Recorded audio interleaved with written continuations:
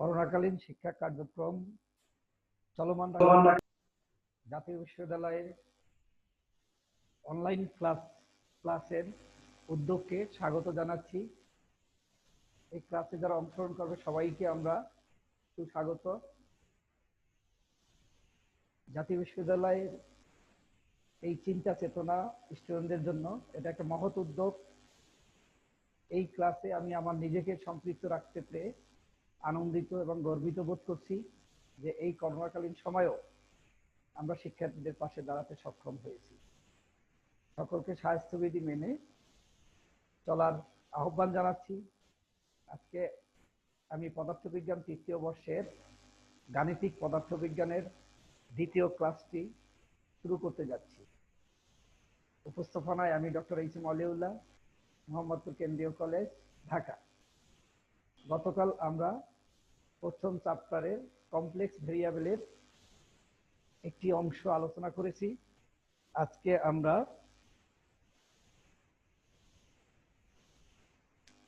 আমরা এর বাকি অংশ আলোচনা করার চেষ্টা করছি। প্রথমেই আমরা খুব ইম্পর্টেন্ট একটা ক্যালকুলেশন আমাদের আছে, সেটা হলো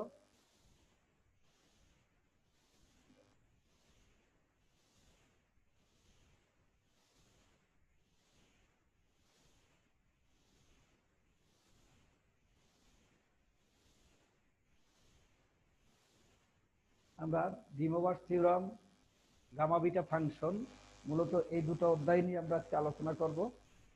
তো আলোচনার অংশ হিসাবে এখানে আমরা যে রেফারেন্স বুক ব্যবহার করেছি, গতকালও বলেছি যে বিডি গুপ্তা, যে অত্যন্ত জনপ্রিয় এবং সবার কাছে পরিচিত একটা বই, ম্যাথমেটিক্যাল ফিজিক্স। আর বাংলা থেকে আমি ব্যবহার করেছি প্রফেসর সিরাজুল ইসলামের গাণিতিক পদার্থবিজ্ঞান। তো আমরা এখানে ডি মোভারস থিওরাম, এটা মূলত একজন গণিতবিদ 1667 থেকে 1754 সাল পর্যন্ত এই সময়ের মধ্যে বিজ্ঞানী গণিতবিদ ডি মোভারস সে যে অত্যন্ত জনপ্রিয় একটা সূত্র প্রয়োগ করেছে, যার দ্বারা অনেক প্রবলেম সলভ করা সম্ভব হয়েছে। তো আমরা সেটার উপর আজকে আলোচনা করে এর প্রয়োগ এবং এর ব্যাখ্যা দিয়ে আমরা কিছু অঙ্ক তোমাদের দেখানোর চেষ্টা করব। তো প্রথমেই আমরা সূত্রটাকে একটু দেখে নিচ্ছি।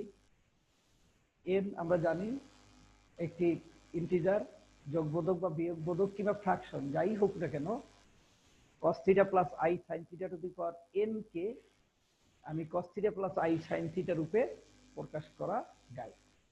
এটা তিনি প্রমাণ করেছেন ডি মোভারস, এজন্যই এটাকে ডি মোভারসের উপপাদ্য বলা হয়। পাওয়ার যাই হোক না কেন, রেজাল্টটা গিয়ে আলটিমেটলি গিয়ে ওই পাওয়ার, অর্থাৎ n যদি থাকে, আমরা যদি দেখি পাওয়ার n, তাহলে পরবর্তীতে গিয়া সাইন n θ এবং i sin n θ এই জটিল সংখ্যায় সে রূপান্তরিত হবে। তাহলে আমরা এটা কিভাবে তৈরি হলো, আমরা এটাকে বিস্তারিত দেখব তিনটা ধাপে। n যখন পজিটিভ ভ্যালু দেখব, n যখন নেগেটিভ ভ্যালু দেখব, অথবা n যখন ফ্র্যাকশন p/q, এই রূপে পাওয়ারটা যাই হোক না কেন, সূত্রটা কিন্তু এটাই হয়ে যাবে। ঠিক আছে? তাহলে এই তত্ত্বটা, এই সূত্রটা উপস্থাপন করেছেন কে? ডি মোভারস। তার জীবনকালটা হলো কত? 1667 থেকে 1654 সাল পর্যন্ত। তাহলে এটাকে, যার ফলে এটাকে ডি মোভারসের উপপাদ্য হিসাবে অভিহিত করা হয়। ওকে, তাহলে আমরা যদি এখন দেখি, প্রথমেই তার পাওয়ার n, আমরা এই সূত্রটাকে যদি সরাসরি দেখাতে চাই, তাহলে আমরা চলে আসছি যে এখানে প্রথম সূত্রটাকে, প্রথম ক্ষেত্রে আমরা দেখব কি, n যোগবোধক অখণ্ড সংখ্যা। তাহলে আমরা যদি এখানে θ1, θ2, θ3 ইত্যাদি যদি হয়, একদম লাস্টে গিয়ে যদি θn হয়, সেটাকে আমরা কি লিখতে পারবো? n θ লিখতে পারবো। ওকে, 1 2 3 4 5 6 ইত্যাদিকে আমরা কি লিখতে পারবো, এন থিটা লিখতে পারবো। তাহলে এখানে যদি আমরা একটু খেয়াল করো, সে কারণে আমরা প্রথমে কি করলাম, sine theta 1 I sine theta 1, আরেকটা নিলাম কি থিটা 2, আমরা নিলাম কি থিটা 2 এবং থিটা 2। এখন যদি সিম্পল আমরা এ প্লাস বি আর B plus C plus D গুণ করি cos থিটা 1 দিয়া, যদি আমি এই পুরোটা কি আমি গুণ করি, তাহলে cos থিটা 1 cos থিটা 2, এটা হলো এখানে আবার cos theta 1 I I cos theta 1 sin theta 2, অর্থাৎ এটা দিয়ে এটাকে করলাম, আবার এটা দিয়ে এটাকে একইভাবে, আবার এটা দিয়ে যদি করি আমরা I sin theta 1 cos theta 2, আবার এটা থেকে যদি এটাকে করি কি হয়, I square sin theta 1 sin theta 2। তাহলে কি দাঁড়ালো, cos থিটা 1 cos থিটা 2 এখানে, আর এখান থেকে যদি আমি আই স্কয়ারটাকে -1 লিখি, আমরা আগের দিন দেখেছি আই স্কয়ার ইকুয়াল টু কি -1, তাহলে এই পোরশনটাকে দিয়ে আসলে এটা হলো। আর এই দুটো থেকে যদি আমি আইটাকে কমন নেই, তাহলে কি হলো, cos theta 1 sin theta 2 plus sin theta 1 cos theta 2। তাহলে এর পরিবর্তে আমরা এখানে লিখতে পারবো কি, গিয়া দেখো যে এ প্লাস বি, অর্থাৎ কসে আমরা যদি একটু পিছনে দেখি, এইটা সূত্রটা কিসের, cos এ প্লাস বি, হ্যাঁ, আর এটা হলো কি sin এ প্লাস বি। তাহলে sin এ প্লাস বি, এটা হলো cos এ প্লাস বি, আর হলো কি sin এ প্লাস বি। আমরা পরবর্তী স্টেপে কিন্তু তাই করেছি, cos theta 1 plus theta 2 i sin theta 1 by plus theta 2। Okay, তাহলে এবার আমরা এটাকে যদি আমরা একটা ফাংশন ধরি, আবার থিটা 1 আই থিটা 2 তিনটাকে নিলাম, theta 1 theta 1 theta 2 theta 2 theta 3 একটা টার্মকে আমরা বাড়ালাম। তাহলে এ দুটোকে গুণ করে আমরা একটু আগে যেটা পেয়েছিলাম cos theta 1 plus I sin theta 2, এর সাথে যুক্ত হলো কি cos থিটা 3 এবং cos theta 4, cos theta I sin theta 3। ওকে, এবার তাহলে আমরা একইভাবে যদি গুণ করতাম, অর্থাৎ এটা দিয়ে যদি আমরা, হ্যাঁ, আমরা যদি এটা দিয়ে এটা এবং এইটাকে গুণ করতাম, আবার sin থিটা 1 থিটা 2 দ্বারা যদি আমি এই দুটোকেই আবার গুণ করতাম, তাহলে আগে যেভাবে আমি একটু দেখছি, এভাবে যেভাবে আমি গুণ করার পর cos a minus cos b minus sin a sin b আর cos sin plus sin b, এভাবে যদি আমি গুণ করে একটা বড় সংখ্যায় নিয়ে আসতে পারতাম, তাহলে এখানেও কিন্তু এই ফর্মুলাটা চলে আসবে। তাহলে এখানে যেহেতু তিনটা টার্ম চলে আসছে, একটু আমি পরের পাতায় দেখি, A B C, A B তো আসি, এখানে cos এ বি আছে, এর সাথে সি যুক্ত হইতো, একইভাবে আবার সাইন কি হইতো, এ প্লাস বি আছে, তার সাথে একটা সি যুক্ত হতো। তাহলে আমরা পরে দেখো, আমরা কিন্তু তাই করেছি যে থিটা 1 থিটা 2 কে একটা ইউনিট ভ্যালু যদি ধরি, থিটা 1 থিটা 2 একটা ইউনিট ভ্যালু, তার সাথে যুক্ত হলো কি থিটা 3, আবার থিটা 1 প্লাস থিটা 2 একটা ইউনিট ভ্যালু, যুক্ত হলো কি থিটা 3। তাহলে এক অর্থে হয়ে গেল cos থিটা 1 থিটা 2 থিটা 3 আর sin i sin theta 1 theta 2 theta 3। তাহলে এভাবে যদি আমি 4 n 5 n 6 দ্বারা যোগ করতাম, গুণ করতাম, একটা একটা করে টার্মকে আমরা বাড়াতাম, একটা একটা একটা উৎপাদককে যদি আমি এভাবে নিয়ে আসতাম, থিটা 3 থিটা 4 এর পরে থিটা 4 থিটা 4 থিটা 5 থিটা 6, তাহলে আমার আলটিমেটলি বিষয়টা কি হইতো, cos theta 1 theta 2 theta 3 theta n। একইভাবে আবার sin থিটা 1 থিটা 2 থিটা 3 ইত্যাদি থিটা n। তাহলে এখন যদি এইটা সমান হতো, একটু আগে আমরা দেখিয়েছি যে theta 1 theta 2 plus theta 2 plus theta 3 plus dot dot dot দিয়ে প্লাস থিটা n, তার মানে এখানে কয়টা, 1 1 2 3 4 1 2 3 4 ইত্যাদি, অর্থাৎ হলো কি n থিটা। তাহলে কি হলো n থিটা। তাহলে সেটা হলে আমরা এটাকে কি লিখতে পারলাম, যে cos থিটা, যদি এবং যদি আমরা এটাকে যদি সবগুলো সমান হতো, θ1 is equal to θ2 is equal to θ3 equal to θn equal to θ।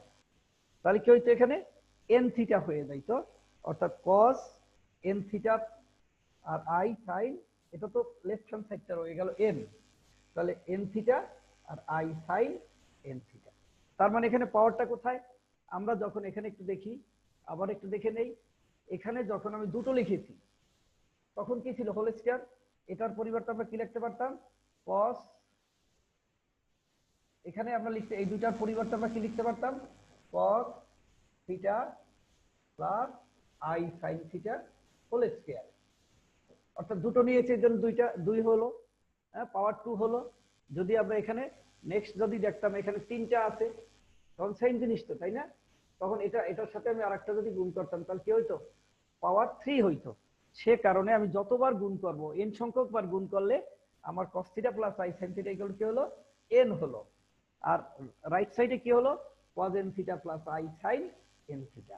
তাহলে আমরা যদি একটু দেখি, আবার যদি একটু পিছনে আমরা গিয়ে দেখি, তাহলে ডি বভার্সের এই থিওরামটাই পালিত হলো, যে আমি এটাকে n সংখ্যক বার যদি গুণ করতাম তাহলে কি পেতাম আমরা এখানে? যে sin n theta plus i sin theta পেলাম। তার মানে আমরা এটাকে একটা জিনিসকে প্রমাণ করতে সক্ষম হলাম। ঠিক আছে?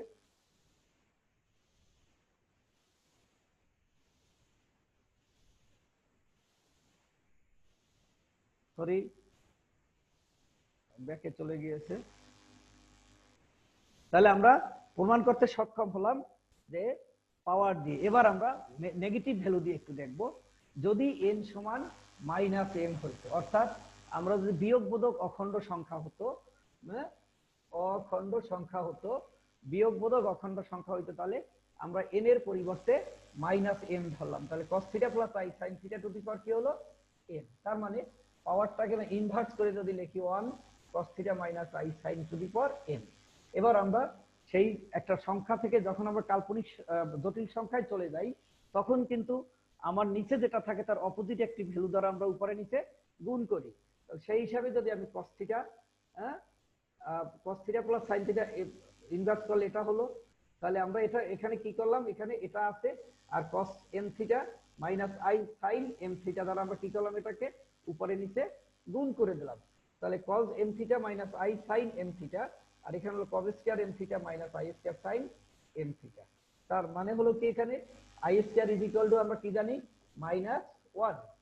তাহলে এই -1 যদি আমি এখানে বসিয়ে দিই, তাহলে এখানে এই মাইনাসটা কি হয়ে যাবে? এখানে প্লাস হয়ে গেল। তার মানে cos square theta plus sin square theta equal to কি হলো? 1। আমরা জানি কি? cos square theta minus plus sin square theta equal two, অর্থাৎ cos square m theta plus sin square m theta is equal two কত? 1। তাহলে এটা বসিয়ে দিলে আমার শুধু উপরের পার্টটা থাকলো cos m theta minus i sin m theta. এখন আমরা কি ধরেছিলাম? n সমান -m। আবার জানি কি আমরা? cos minus theta equal to কি? cos theta. cos minus theta equal to কি? cos theta. তাহলে কি হলো? cos minus m, cos m এর মাইনাস m এর পরিবর্তে আমরা n লিখেছি, আর এখানে মাইনাস m এর পরিবর্তে যেটা ধরেছিলাম সেটা যদি বসিয়ে দেই, তাহলে আমরা কি পেলাম এখানে? যে n এর বিয়োগবোধক অখণ্ড সংখ্যার ক্ষেত্রেও আমরা কিন্তু একই জিনিস পেলাম, অর্থাৎ cos m theta plus i sin theta to the power n is equal two cos n theta plus i sin n theta. তাহলে আমরা কি দেখলাম এতক্ষণ? যে প্লাসের জন্য হলো, মাইনাস ভ্যালুর জন্য কিন্তু একই রেজাল্ট দাঁড়ালো। এবার যদি আমি একটু আসি এখানে, যদি এটা ফ্র্যাকশন হতো, ভগ্নাংশ হতো, তাহলে n equal to p plus q হইতো। তাহলে আমরা এত বিস্তারিত না গিয়ে, অর্থাৎ এখানে যা হবে, আমার পাওয়ারে যা হবে, n এর পরিবর্তে আমি যা লিখবো, রাইট সাইডে কিন্তু আমার থিটাটা তাই হয়ে যাবে। হ্যাঁ, তাহলে আমরা এখানে দেখো একটু আগে কি করেছিলাম? cos theta plus i sin theta is equal to n, equal two পেয়েছি কি? cos n theta plus i sin n theta. এখন আমি n এর পরিবর্তে যদি 1/q বসাই, তাহলে এখানে n এর পরিবর্তেও কি হবে? এটার পরিবর্তে 1/q। তার মানে তখন কি হতো? cos 1/q theta plus i sin 1/q Q theta, তাই না? তাহলে আমি যা দিব সেটাই, সেই হিসাবে যদি আমি পি বাই কিউ দেই, হ্যাঁ, cos theta plus i sine to the power p by q দেই, তাহলে এখানে কি হলো? P by q theta, p by q theta. অর্থাৎ পাওয়ার যাই হবে আমার থিটার সাথে রেজাল্টে গিয়া সেটাই হবে, এবং আই যুক্ত সাইন টার্মেও কিন্তু তাই হচ্ছে। তাহলে দেখো আমরা থ্রি ওয়েতে, তিনটা ভাবে আমার পজিটিভ ভ্যালু, নেগেটিভ ভ্যালু এবং ফ্র্যাকশন ভ্যালু, এই তিনটা ভ্যালুর সবটি কিন্তু এটা একইভাবে প্রমাণিত হলো। তার মানে এটা অত্যন্ত একটা সুন্দর একটা সলিউশন হলো আমাদের। আমরা এই সলিউশনগুলোর এখন প্রয়োগ দেখব, এটার অ্যাপ্লিকেশনটা দেখব, এটা কোথায় এটাকে সেট করা যায়। ওকে, তাহলে আমরা একটু দেখি নেক্সট। হ্যাঁ, আমরা একটা প্রবলেম, একটা এক্সাম্পল আমরা এখানে দেখব। তাহলে ফার্স্ট হলো আমরা যদি বলি cos theta plus i sine theta to the power 8 cos theta plus i sine theta to the power 4 কে আমরা x প্লাস আই আকারে প্রকাশ করব, এবং কোথা থেকে? ডিভোভার্সের উপপাদ্য ব্যবহার করে। তাহলে আমরা যদি দেখি cos থিটা এটা পাওয়ার i8, ঠিক আছে, এটা এখানে তো আছে, এখানেও তাই আছে।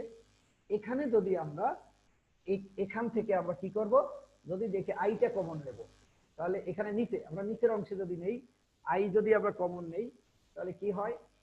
আইটা আমি যদি হোল কমন নেই, তাহলে 1/i, এটার সাথে আই ছিল না, I sine theta plus cos থিটার সাথে আমার আই ছিল, cos থিটা কি হয়ে গেল? মুক্ত হয়ে গেল, টু দি পাওয়ার 4। তাহলে আই এর আমরা যে এখানে 1 আছে, ইকুয়াল টু কি হবে? 1/i two the power 4। আর cosটাকে যদি আমি আগে নিয়ে আসি, কারণ আমার ডিনোভার্স সূত্রে আগে কি আছে? cos থিটাটা আছে। তাহলে এখানে যদি আমি আবার উপরে একটা আই, নিচে একটা আই আছে, আরেকটা দিয়ে দেই, তাহলে সাইন থিটা, ঠিক আছে। তাহলে কি হলো? i4, আই আমরা জানি কি আই স্কয়ার ইকুয়াল টু -1, এটাকে যদি দুইটাকেই পাওয়ার করি, -1 হোল স্কয়ার ইকুয়াল টু কি হবে? +1। তার মানে এটা হয়ে গেল 1/1। আর এখানে cos থিটা, এইটা হলো কি? আই স্কয়ার, তাহলে এখানে হবে কি? Plus i divide by -1 sine. এই মাইনাসটা এখানে চলে আসলে কি দাঁড়ালো? তাহলে equal to 1 divide by cos theta minus i sine. তাহলে আমরা এখানে দেখো, আমি এটার পরিবর্তে এই ক্যালকুলেশনটা আমি দেখিয়ে ক্যালকুলেশন থেকে আমরা এসে cos theta plus i sine theta পেয়ে গেলাম। তার মানে sine theta plus i cos theta to the power 4 এর অর্থ দাঁড়ালো cos theta minus i sine theta to the power 4। Okay, এতটুকু বুঝতে শিক্ষার্থীরা? সুপ্রিয় শিক্ষার্থীবৃন্দ, এখানে কোনো অসুবিধা আছে? দেখো একদম সিম্পল, আমাকে শুধু খেয়াল করে ক্যালকুলেশনটা করতে হবে, একটু ধৈর্যের সাথে আগাতে হবে। তাহলে আমরা এ পর্যন্ত আসলাম। এখন আমরা কি জানি? এটাকে যদি আমি cos theta plus i sine theta equal to, আমরা জানি কি এই মাইনাসটাকে আমরা জানি কি একটু আগে দেখেছি যে cos minus theta, cos minus theta সমান হলো cos থিটা, আর সাইন মাইনাস থিটা হলো মাইনাস সাইন থিটা। তাহলে এই মাইনাসটা দিয়ে আমি এটাকে লিখতে পারি। তাহলে এখানে cos মাইনাস থিটা, এই cos এর কোনো চেঞ্জ হচ্ছে না, কিন্তু এই মাইনাসের ক্ষেত্রে আমি যদি আই দিয়ে মাইনাস দেই, তাহলে এটা আমার এ টার্ম হয়ে গেল। এখন cos থিটা প্লাস এটাকে আমি এবার কি লিখতে পারি? cos theta plus i sine theta inverse 1। এখন যদি দেখি আমি এখানে একটু দেখো, cos theta plus i sine theta, এটা নিচে হয়, তাহলে উপরে cos theta minus i sine theta. এখন আমি যদি এটাকে উপরে নিচে গুণ করে দিতাম, তাহলে কি হইতো? এখানে cos theta minus i sine theta. তখন কিন্তু এই উপরেরটাই থাকতো, নিচেরটা অন হয়ে যাইতো। তাহলে আমি যদি এটাকে বাদ দিয়ে এটার পরিবর্তে কি লিখতে পারি? 1/cos theta plus i sine theta. এটার মানে হলো আবার কি? cos theta plus i sine theta inverse 1, inverse 1। তাহলে আমরা এখান থেকে এই ক্যালকুলেশন থেকে আমরা কি পাইলাম? এই প্লাসটা না দিয়ে আমরা cos theta plus i sine theta inverse 1, এই -1টা পাওয়ারটা যদি আমি বাইরে নিয়ে যাই, আউটসাইড অফ দা থার্ড ব্র্যাকেটে নিয়ে যাই, তাহলে -4 হয়। মাইনাস যদি 4 হয়, তাহলে কি দাঁড়ালো? এখানে -4 হলে এখানে এই মাইনাসটা উপরে গেলে cos theta plus i sin theta to the power 12 হলো। এবার আমরা আবার যদি ডি মোভার্সের সূত্রে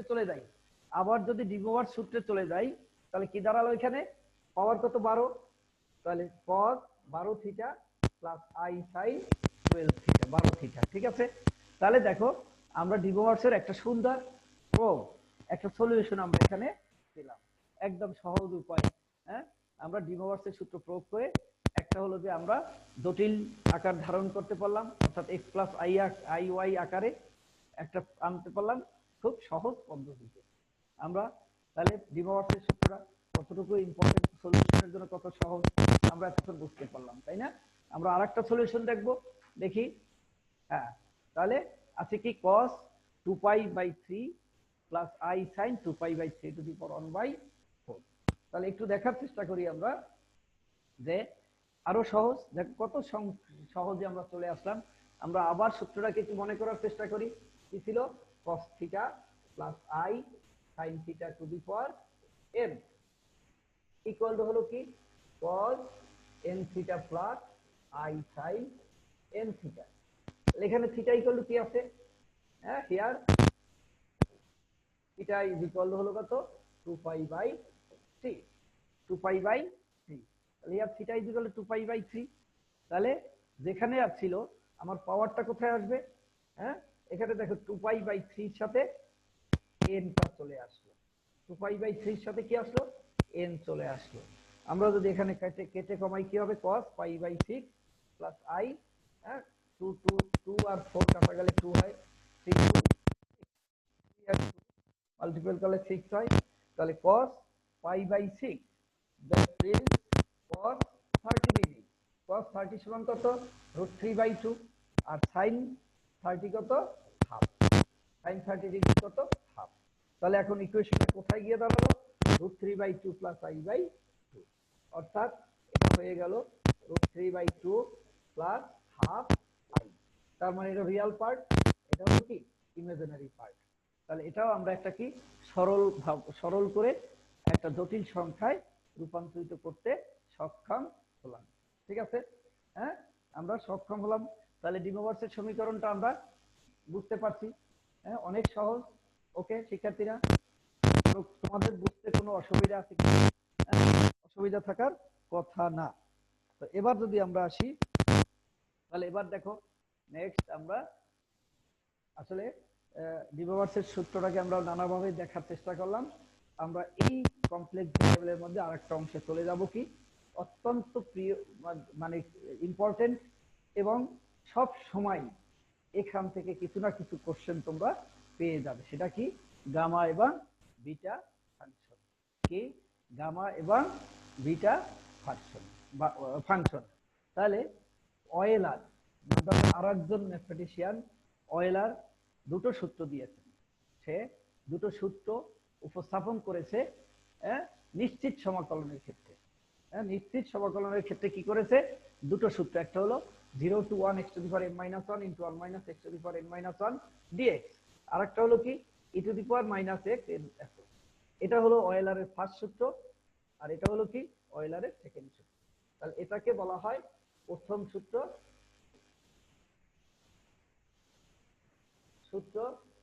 আর এটাকে বলা হয় দ্বিতীয়। তাহলে এটাকে নিশ্চিত সমাকলনের ক্ষেত্রে আমরা গুরুত্বপূর্ণ দুটি সমাকলন পাই। একটা হলো 0 to 1 আর একটা 0 to infinity x to the power n minus 1 1 minus x to the power n minus 1 divide by e to the power minus x x to the power n minus 1 dx। তাহলে একটা হলো প্রথম সূত্র, আর একটা হলো কি দ্বিতীয় সূত্র। তাহলে এখানে যদি দেখি এটা কার, মূলত এই দুইটা সূত্র কে দিয়েছে? হ্যাঁ, অয়েলার। অয়েলারের সূত্রটাকে যদি একটু অ্যাডভান্স করে দুটো নাম দিয়েছে, একটা হলো বিটা আর একটা হলো গামা। তাহলে এই যে এটা x to the power m minus 1 into 1 minus x to the power n minus 1, এটাকে বলা হয়েছে কি বিটা ফাংশন। তাহলে এটাকে প্রকাশ করা হয় বিটা mn, m এবং n দুটো আমার ঘাত আছে। তাহলে এটাকে বিটা ফাংশন বলা হইলে এখানে আমরা এইটা কি বলা হলো কি আসলে বিটা ফাংশন। ঠিক আছে, তাহলে এই অয়েলারের কোনটা? এটা অয়েলারের ফার্স্টটা, অয়েলারের প্রথম সূত্রটাকে হ্যাঁ আমরা কি বলছি? বিটা ফাংশন বলছি। তাহলে অয়েলারের ফার্স্ট সূত্রটাকে আমরা কি বলছি? বিটা ফাংশন বলেছি। হ্যাঁ, আর দ্বিতীয় সূত্র, দ্বিতীয় অয়েলারের দ্বিতীয় সমাকলনকে বলা হয়েছে কি গামা ফাংশন। দ্বিতীয় ফাংশনটাকে কি বলা হয়েছে? Gamma function. তাহলে সেখানে কি আছে? গামার চিহ্নটা কি? আমরা ফ্যাক্টরিয়ালের উল্টা গামা চিহ্ন, আমরা এই চিহ্নটাকে কি বলি? গামা চিহ্ন বলি। আর যদি এটা উল্টে যাইতো হলো কি ফ্যাক্টরিয়াল, কি হয়ে যাইতো? ফ্যাক্টরিয়াল হয়ে যেত। ক্লিয়ার? তাহলে তাহলে তাহলে আমরা এটাকে, তাহলে আমরা গামা ফাংশন বিটা ফাংশন বলতে আসলে কি বুঝি? অয়েলারের যে নিশ্চিত সমাকলনের জন্য যে সূত্রটা দেওয়া হয়েছে তার কি প্রথম সূত্রটা হলো বিটা ফাংশন, দ্বিতীয় সূত্রটা হলো কি গামা। এবার যদি আমরা একটা প্রমাণ করব, অর্থাৎ বিটা, এটা কি বিটা এম এন এম সমান বিটা এম এন, অর্থাৎ এম এবং এন যদি ইন্টারচেঞ্জ করা হয় তাতে মানের কোনো চেঞ্জ হয় না, দুটোর ভ্যালুটা সেম থাকে। ওকে, তাহলে যদি আমরা এখানে দেখি, দেখো যে আমরা নর্মালি জানি বিটা এম এন সমান x to the power m minus n into one minus x to the power n minus one.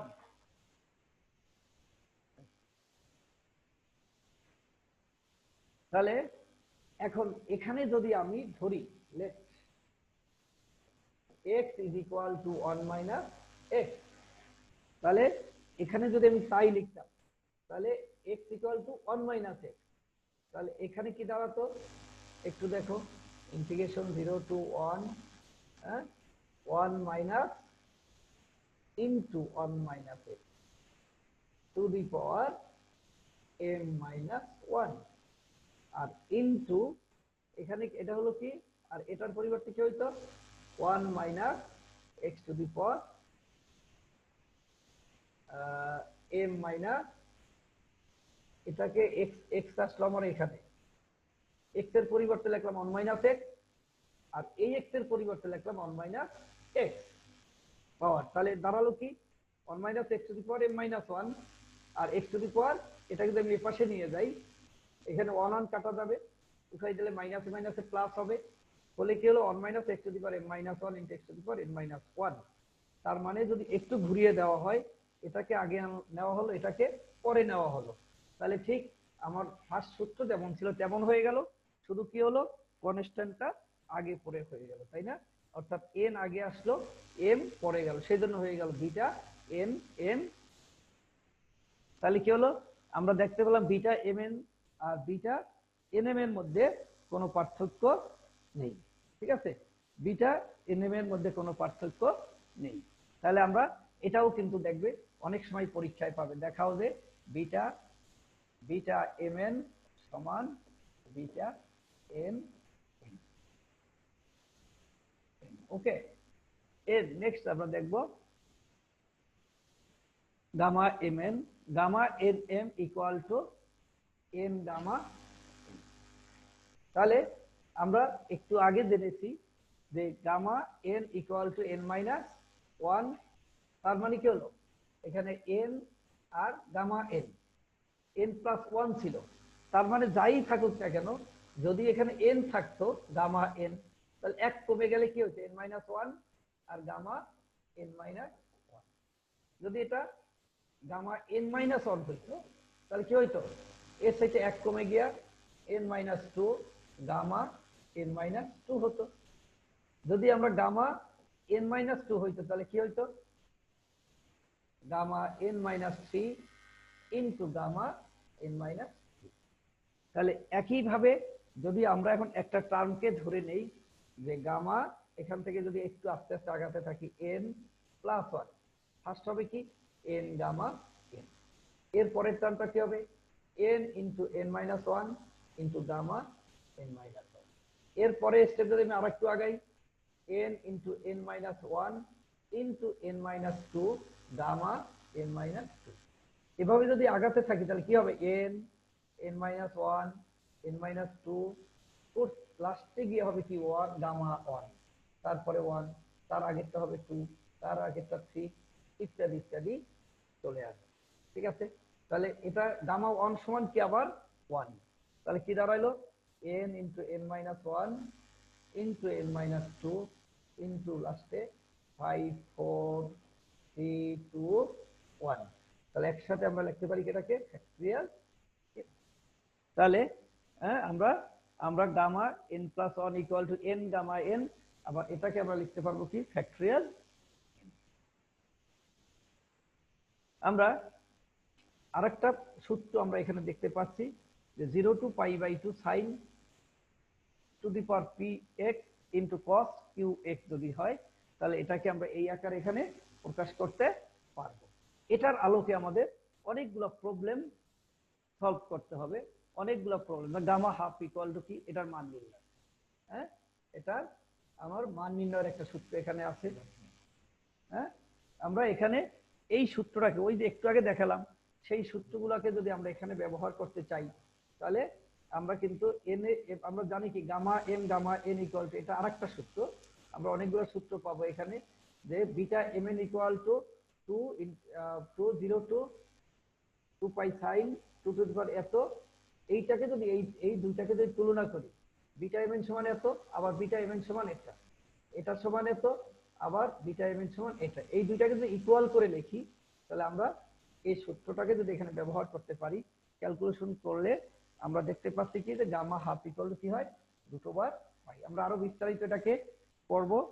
আজকে যেহেতু সময় আমরা একদম শেষের দিকে চলে আসছি, তাহলে আমরা আসলে আজকে গামা এবং বিটা ফাংশনের আমরা একটা জাস্ট ইন্ট্রোডাকশনটা হলো, কিন্তু আমরা যেভাবে ডিভোভার্সের সূত্রের সাথে সাথে আমরা এটাকে মানে বিস্তারিতভাবে তার সূত্রটাকে উপলব্ধি করে তার আলোকে আমরা অনেকগুলো প্রবলেম সলভ করতে সক্ষম হয়েছি। গামা বিটাটাও কিন্তু খুব ইম্পর্টেন্ট, এখানে অনেক একটা বড় অংশ রয়ে গেছে। আমরা এটা প্রয়োগের জন্য আমরা হয়তো আজকে সময় পাবো না, আমরা নেক্সট ক্লাসে এটা প্রয়োগ সম্পর্কে আমরা আলোচনা করব, এবং ব্যাপক সমাধানযোগ্য এটা একটা সূত্র। গামা বিটা ফাংশনটা খুবই ইম্পর্টেন্ট একটা আমাদের জন্য, তোমার শিক্ষার্থীদের জন্য অবশ্যই এটা ইম্পর্টেন্ট। আমরা এই ক্লাসটা আমরা কি করব, নেক্সট ক্লাসে বিস্তারিতভাবে এর সমাধান করার চেষ্টা করব। ওকে শিক্ষার্থীরা, আমাদের এই ক্লাস ফলো অনুসরণ করে যদি তোমরা বাসায় প্র্যাকটিস করো, কারণ নিঃসন্দেহে জাতীয় বিশ্ববিদ্যালয়ের এই উদ্যোগ তোমাদের ভবিষ্যৎকে নিয়েই, তোমাদের ভবিষ্যৎ যাতে উজ্জ্বল হয়, তোমাদের সময়টা যতটা কমিয়ে, সেশন জটটা কমিয়ে রেখে সুযোগ পেলেই যেন তোমাদের পরীক্ষা নেওয়ার ব্যবস্থা করা যায়, সে কারণেই কিন্তু এরকম উদ্যোগ নেওয়া হয়েছে। সুতরাং তোমরা অবশ্যই বাসায় প্র্যাকটিস করবে। আমরা গামা বিটা ফাংশনের উপরে আরো একটা ক্লাসে আমরা ব্যাপক আলোচনা করব। তো সুতরাং আজকে আমরা যে যতটুকু শেষ করতে পারলাম, হ্যাঁ, নেক্সট আবার ক্লাসে দেখা হবে। অনেক অনেক ধন্যবাদ তোমাদেরকে। এবার এ পর্যায়ে আমি তোমাদের কাছ থেকে বিদায় নিচ্ছি। আল্লাহ হাফেজ।